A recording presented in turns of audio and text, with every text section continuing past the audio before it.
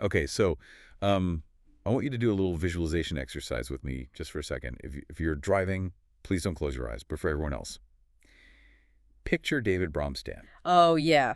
Instantly. The host of my lottery dream home. Exactly. You know exactly who I'm talking about. And when you picture him, what do you see? You see the colorful tattoos, right? The Hey, wild fashion. that pink floral suit, maybe? Definitely high octane energy, just pure excitement. Right. And he's this beloved, openly gay icon, a staple on HGTV since he won Design Star, like forever ago. Yeah, That's the brand. We all know the brand. it is. For over a decade, that's the image. He's the Yeah. Prince of Colors, totally locked in. Okay. Now, hold that image and record scratch. Here it comes. The big A pivot. huge one. Wipe that image away, replace it with this one. David walking a red carpet, a charity gala in Miami. He's sharp, but his energy is, I don't know, it's different, calmer. Mm-hmm. And he's holding hands with a woman, a really striking brunette. And if you zoom in on the pictures, which of course the internet did immediately, Oh, of course. The internet detectives were on the case. they're both wearing wedding rings. And that's the moment. That is the glitch in the simulation moment that just forces you to stop scrolling. It completely shatters the narrative. It was an explosion. I mean, the comments were just collective, wait, what? And then, is that his wife? And then, I thought he was gay. It was just pure confusion. It's shocking on the surface, for sure. But that shock is exactly what we need to unpack today. We have this really detailed report from Classic Celebs TV that tracks this whole unexpected timeline. Yeah. And honestly, this isn't just celebrity gossip. It's not a who's dating who story. No, it feels so much deeper than that when you really dig into the source material. It is. This is really a story about identity. It's Yeah. about healing from some pretty serious trauma and what happens when you just refuse to let public expectation run your life. It's about defying labels. I'm so glad you framed it that way because my first reaction was just confusion. Yeah. But reading this, it's actually this really profound story of reinvention. So let's go back to that gala. This wasn't some sneaky paparazzi shot, right? They weren't caught. No. And that is such a crucial distinction. This was deliberate. In the PR world, we'd call this a soft launch. Okay, break that down for us. What does a soft launch mean in this context? So a hard launch is, a press release, a cover of People magazine with an exclusive interview explaining everything. Right. A soft launch is just showing up. You let the image do all the talking. You don't explain. You just present the new reality. Which is such a power move. A massive power move. It basically says, I don't owe any of you an explanation. And the source material describes their body language. They were glowing. She was adjusting his jacket. They were laughing at little inside jokes. It was intimate. So definitely not just a friend. Oh, no. And you have to remember the context. David's love life has been like a fortress for years. After his last relationship ended, and we'll get into how messy that was, he went completely silent on that front. Under wraps is putting it mildly. He was married to the road, to that show. Exactly. So for him to step out hand in hand wearing a ring, that's a statement. A very loud, quiet statement. So, of course, the first question on everyone's mind was, who is she? The mystery woman. Her name's Nicola Martin, and on paper, she seems like the complete opposite of the David Bromstad we know from TV. The source says she's from the south of France. Yeah, raised between Lyon and Marseille, so, very chic, very European, very grounded. Her background is fascinating, though, because it actually connects to his world. She trained as a massage therapist, but then she pivoted into this very niche field called healing spaces. Healing spaces, what does that mean? It's not like feng shui. Yeah. Or interior design. It's kind of in between. So while David is all about aesthetics, the color, the furniture, Nicola is focused on the energy of a space. How light and color theory and flow can actually impact your emotional state, lower your cortisol. She worked in these really high-end spas. So she's not an influencer trying to get famous off of him. Not even close. The report says she turned down modeling gigs. She has no interest in fame. She's described as soft-spoken, articulate, and deeply intuitive. Which sounds like exactly what he needed. He's always at an 11. Maybe he needed someone who lives at a comfortable 4. I think so. But the meet cute story, it's not what you'd think. It wasn't some VIP party. Let me guess. Sliding into the DMs. Nope. They met in 2021 at a creative wellness retreat in Palm Beach. Of course. A wellness retreat. That makes perfect sense. It really does for where they both were in their lives. And get this, they were in a workshop on spatial healing. So you have David, the TV master of color, and Nicola, the master of energy, in the same room. Was it like instant fireworks? No, and I love this part of the story. It was a slow burn. The source says their first real interaction was a 2-hour conversation over tea, and they talked about lighting, heartbreak, family, and cartoons. Cartoons, Yeah. like Saturday morning cartoons. Isn't that such a humanizing little detail? It just strips away all the celebrity stuff. It's two people connecting over design, but also over vulnerability and whimsy. It sounds like they actually built a friendship first. 100%. It went from that conversation to emails, then Zoom calls, then coffee. The report is very clear that the relationship was built on safety, not status. And that word safety, that really jumps out at me. Yeah. Because to understand why that was so important, you have to look at what came before. We have to talk about the shadow. You really do. You can't understand the joy without understanding the pain. And David had a significant shadow. The before era, his very long-term relationship with Jeffrey Glasgow. Over a decade. And Glasgow wasn't just his boyfriend, he was his business manager. Their lives were totally entangled, financially, professionally, everything. Which makes a breakup a million times worse. And in 2015, it all just imploded. It wasn't a quiet split. It ended in this scorched earth lawsuit. Glasgow sued him, accusing him of misusing their shared funds. And it got so ugly. I remember the headlines. There were allegations of drug use and all sorts of misconduct. It was tabloid heaven. It was a nightmare. And it's really important to say, the case was ultimately dismissed. David was legally cleared of it all. But just imagine the psychological damage of that. Oh, having your whole life, your personal habits just dragged through the public square like that. It would destroy your ability to trust anyone. It's a classic trauma response. The source says he just retreated. He poured everything into work, becoming married to the road, filming nonstop. He just stopped dating. It's a defense mechanism, right? If you're always working, you don't have to feel. Exactly. And David's quoted later saying, "I had to find joy again." But here's the key thing I want to highlight, because the timeline is so important. Nicola did not save him. Thank you. I hate that trope. The broken man saved by the good woman. It's a terrible narrative, and it's almost never true.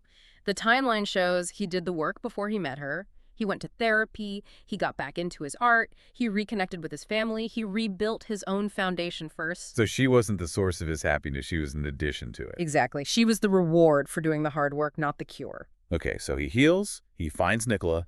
They fall in love. But now we have to talk about the elephant in the room. Because people were confused. David has been a pillar of the LGBTQ plus community for so long. Since day one on Design Star, he was a trailblazer on HGTV. So when he shows up with a woman wearing a ring, I mean, the internet just short-circuited. Yeah, and this is where we get into the limits of labels. The online chatter was just wild. Is he bi? Was it a phase? Is it a PR stuff? Everyone was trying to jam him back into a box. We love our boxes. It makes us feel comfortable if we know where to put someone. We do. But David's response to all this was, frankly, incredibly mature. He did a Q&A and he didn't dodge it. He said, "Love doesn't always come in the form you expect." And then he said this, "Putting myself in a box never made me happy." Wow. Putting myself in a box never made me happy. That's really powerful. It's profound. He isn't erasing his past. He isn't saying he's not part of the queer community anymore. He's saying his capacity for love is bigger than any single label. It's about connecting with a soul, not a gender. It's about the person, not the category, which is how it should be. Absolutely. And, for all the initial confusion, the source says the overwhelming fan reaction pretty quickly became simply, love is love. That's great to hear. It shows his audience is willing to evolve with him. Right. But, okay, it hasn't all been a perfect fairy tale. Every new relationship gets stress tested. Oh, for sure. And theirs came early, in Tokyo. The Tokyo incident, this is where you find out what a relationship is really made of. So just weeks after they go public, they're in Japan, and Nicola gets detained.